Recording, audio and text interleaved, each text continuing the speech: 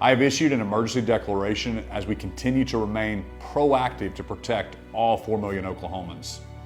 Life as we know it will change for a little while, but it doesn't have to shut down completely. We're here today to explain how and when we will get Oklahoma back open. Let me be clear. We will do this safely, responsibly, and based on the data in our state. Mayors say that you're pitting cities against each other. In fact, one of them called it Oklahoma's version of the Hunger Games. Governor, why did you decide to start reopening your state? The two guiding principles that I told Oklahomans we're going to use through this whole process was the health and safety of Oklahomans, number one, and then to mitigate the loss to our economy.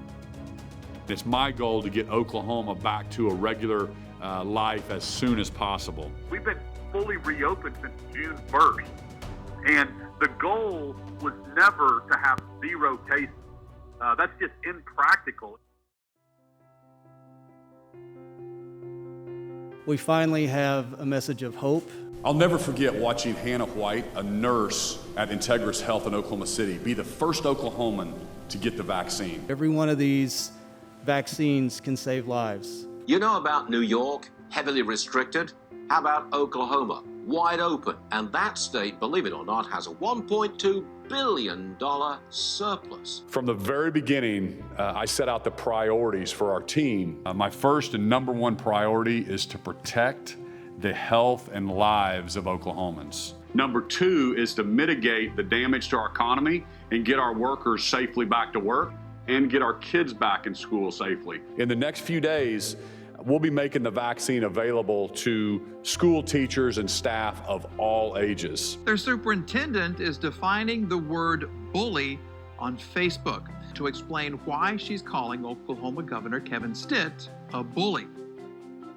When all the dust settles and COVID's behind us, I want everybody to know that kids need to be in school. I want kids in school. We're doing everything we can right now to fight for our kids, so it's nice to feel like someone has our back. We are approaching 1 million doses of the COVID-19 vaccine administered in Oklahoma. Because of that progress, now is the time to reunite Oklahoma families. We're seeing cases come down, hospitalizations are down. My vision is to get our summer back.